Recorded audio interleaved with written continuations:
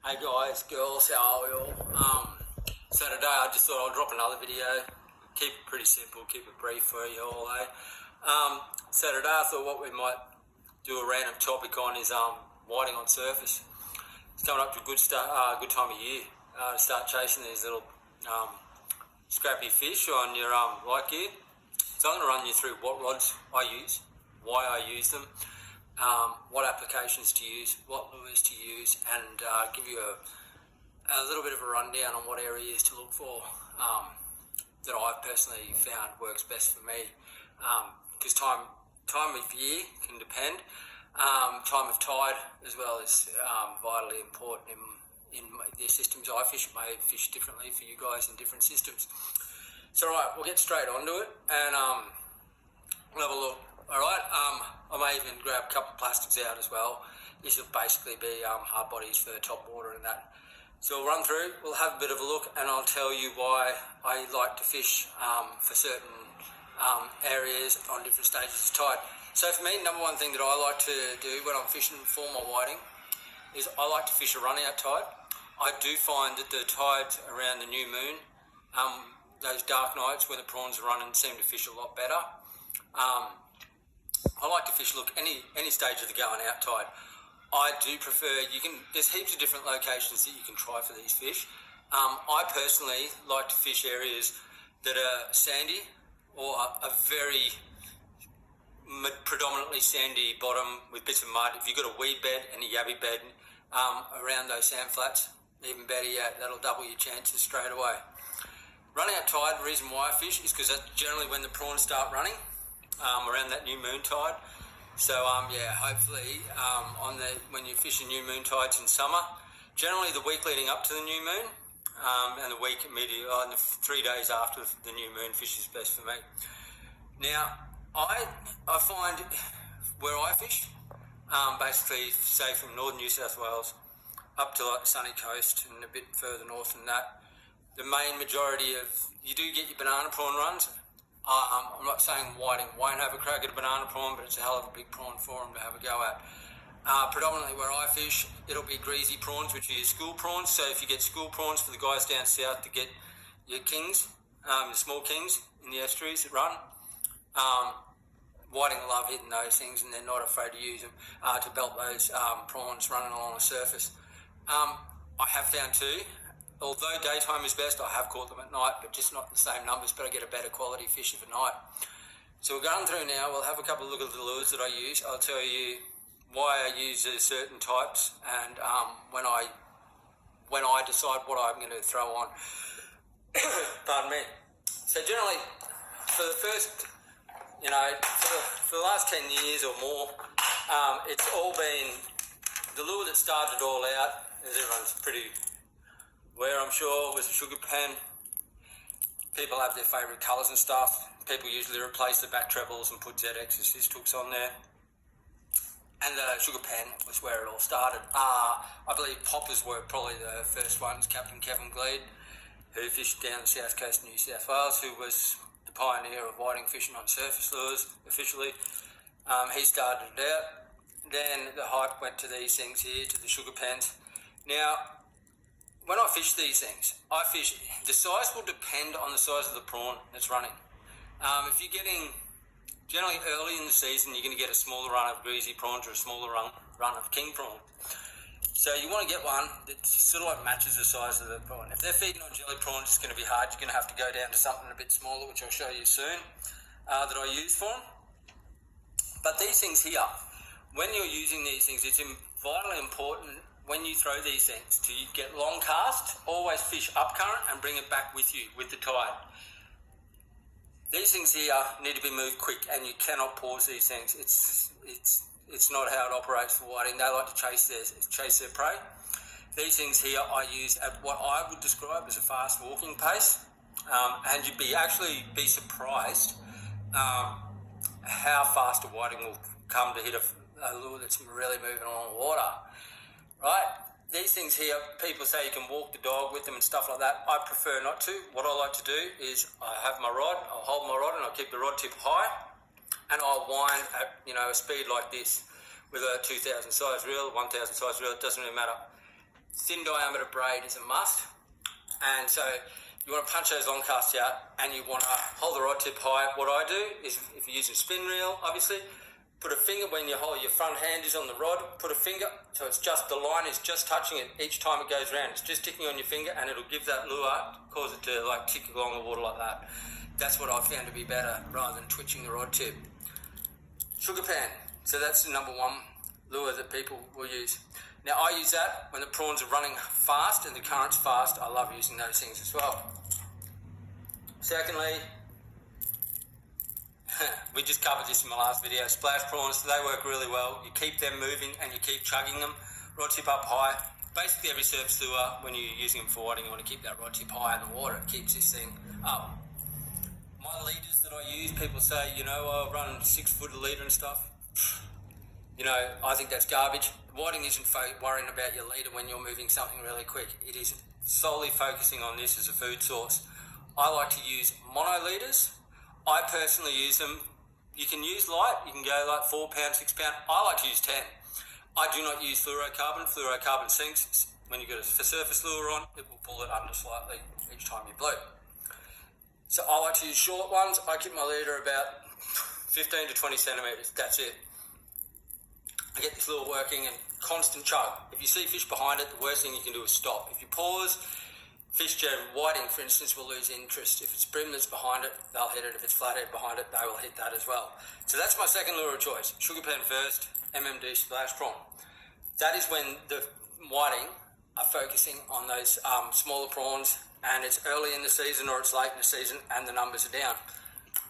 Other times, if it's a bit windier, if the water's windy and it's stirred up a bit, and for me, I don't like calm mornings. I do not like dead calm conditions for my whiting. I generally like anything between a 10 knot, 8 knots to 20 knots of southeasterly.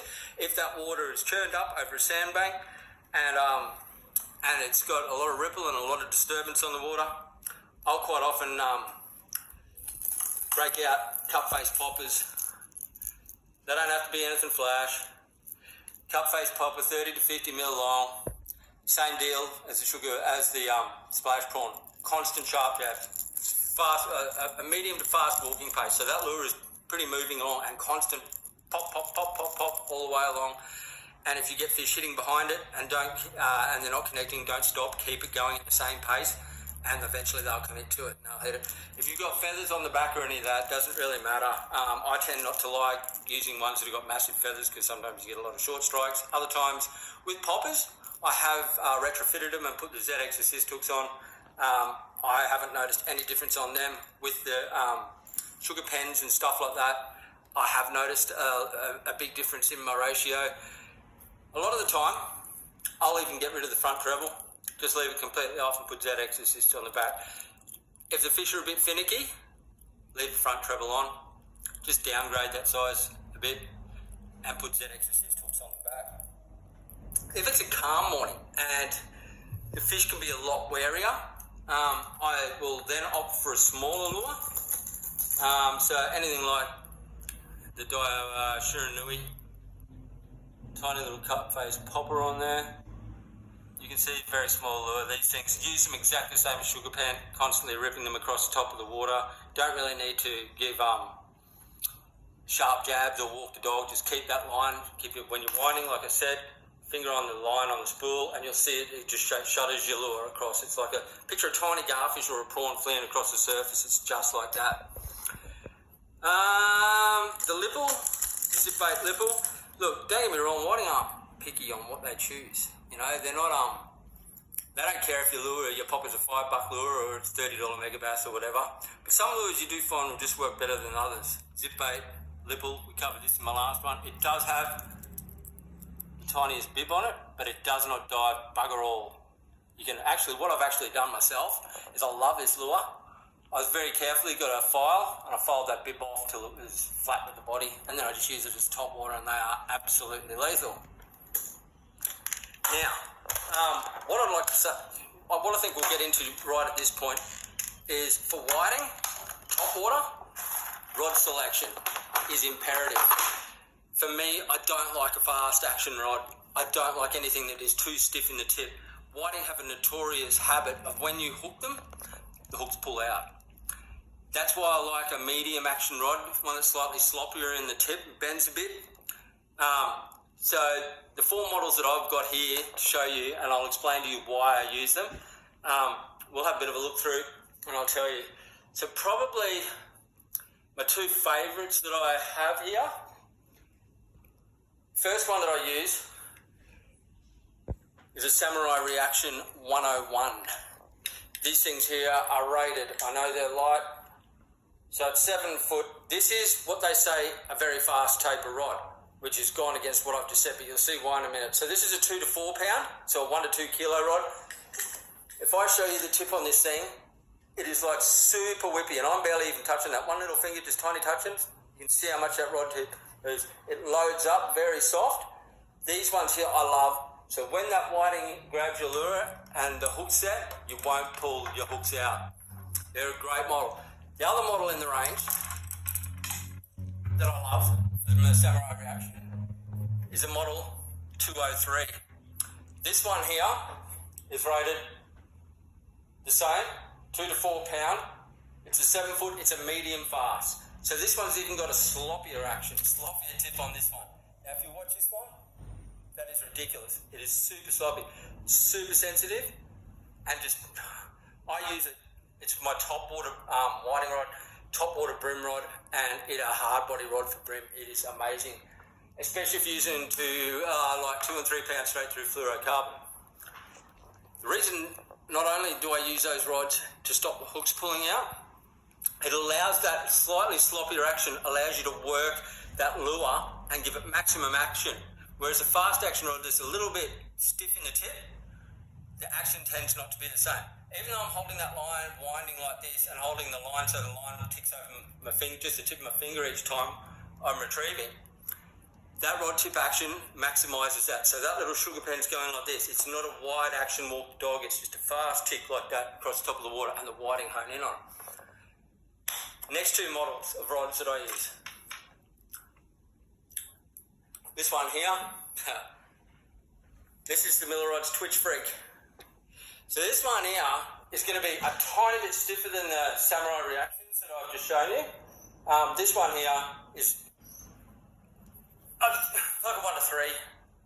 But if you look where my finger is this time, it's nowhere near as sensitive as the Samurais, yet it still folds over it's got a great parabolic action on it. I love using that top water whiting as well, especially if I'm throwing slightly larger stuff. Right, and lastly, but not least, I have got the Grub Freak, 1 to 3 kilo. Love this thing, and this thing's got a little sloppier action on it. So I'm just moving that. There are 4 types of rods there, but if I had to pick my whiting top water rod, it would be the Samurai Reaction 101 or the Samurai Reaction 203. They are the perfect whiting rods. Match them up with a 1,000 to up to a 2,000, 2,500 size reel, you're in the game. Righto, we'll keep going through and I'll explain a couple more lures to you and what I've got and why I like to use them as well. One of the most underrated ones. Anyone who knows me or has seen many of my videos will see how much I rave about these. Calmish days when the wind's like, say, 6 knots and below, you won't find a better whiting surface lure than these. The Smith Crystal Alive. They sink, but they won't be sinking when you fish them. No, we'll be racing across the top of the water and the whiting just hone in on these. No need to put ZX assists. These hooks are fine. They won't tear out. Fish them on that soft drag. They look so lifelike. You can get them in a whole variety of colours. This one here, there's a clear one with glitter in it and an orange one, clear and orange, and they are by far and away my favourites that I like to use for them. Skinny Pops, we'll go to the next one and I'll see if I've got them in this container here. You can use your bent minnows as well on those guys. Yep. Next one off the rank, your Jackson Abbey Panic. These things come retrofitted. They're already fitted with these ZX assist hooks on the back. They've got those little feelers at the back as well. A small cup face popper on the front there, and you can get these things from a lot of specialty tackle shops and stuff like that. So that is the Jackson Ebby Panic. Great things to have. Same retrieve with these that you would use as a sugar pen as well. Keep your fingers on that line and just watch them. What else have we got in here? Not much that we're talking about in there. That one. This one here. Oh. Alright. So some of my other favourites, when that wind is up a bit, when that wind is between 10 and 20 knots, Zip Bait Skinny Pop. This one here glows in the dark. I use this one for when I'm whiting fishing at night. These things are amazing. Absolutely amazing lures to have. They work super well. They cast like a bullet. And fish just absolutely crunch them. So that's that one there. I did have another one in here I wanted to show you guys.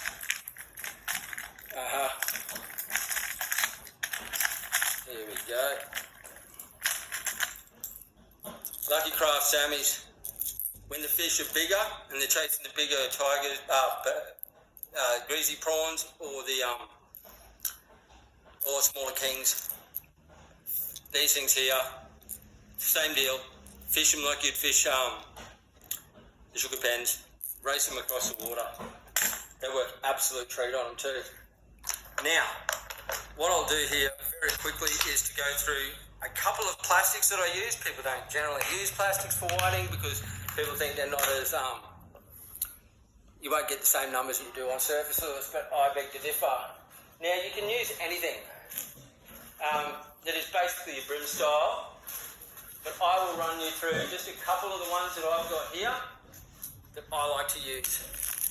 Now, out of these ones that I'm about to show you, there's only one of these that you can actually get out of these three plastics that are still available. So for those lucky few of you guys who have been able to have a couple of the other ones I'm going to show you soon, you'll be laughing. But the Berkeley Power Bait 2-inch ribbon tail bloodworm is probably the best, one of the best whiting plastics you can get.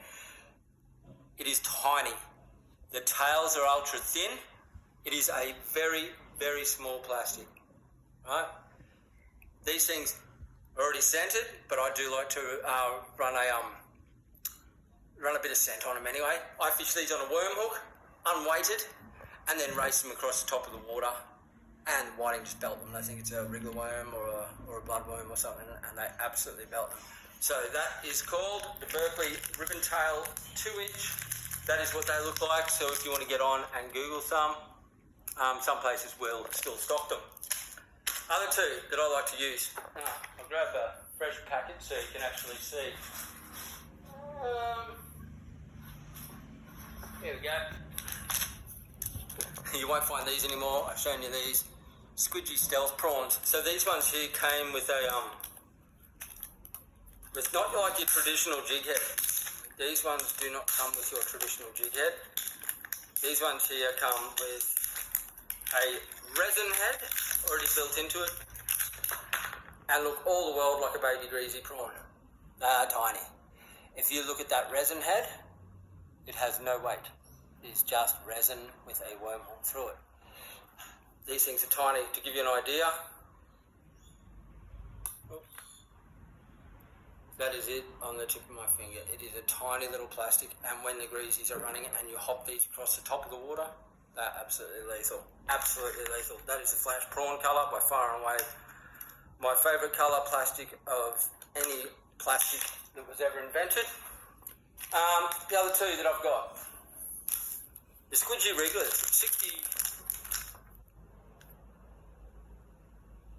60 mil.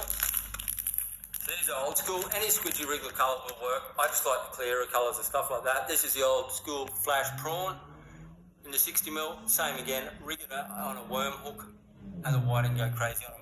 Run these fast across the top of the surface like you would. You can set them up. What I've done, I've even got a bit more cunning, so I'll run a small worm hook through here, through the body, have it coming out, and then I will put a little tiny 4-pound leader on and have the micro size 20 treble, just tiny. And what I'll do is, even if I can't find a size 20, I'll then use a ZX assist and just shorten the leader of the ZX assist and tie it on here in the shank of the single hook, worm hook that I've got, and just put one of the little Z-hex hooks through towards the tail there, in case you get those short strikes, and the whiting go crazy over them. Absolutely love using them as well. And yeah, you can use them in any colour, doesn't matter. These are just some old ones that I had, and they work absolutely awesome. You can get any place where you find that you can catch whiting, you're going to do super well on. So I hope that's given you guys a little bit of an insight into what I do. Keep your lure, if you're fishing plastics, and you're using them on the surface, just remember, use mono, not fluorocarbon. Anything from say 4 pound through to 10 pound is all you need. Keep your leaders short and keep those lures moving fast, like I said, with the reel at a fast walking pace. Not slow, you want it at a fast walking pace so that lure is fairly moving across the surface. And keep your lure short and have the right rod and reel.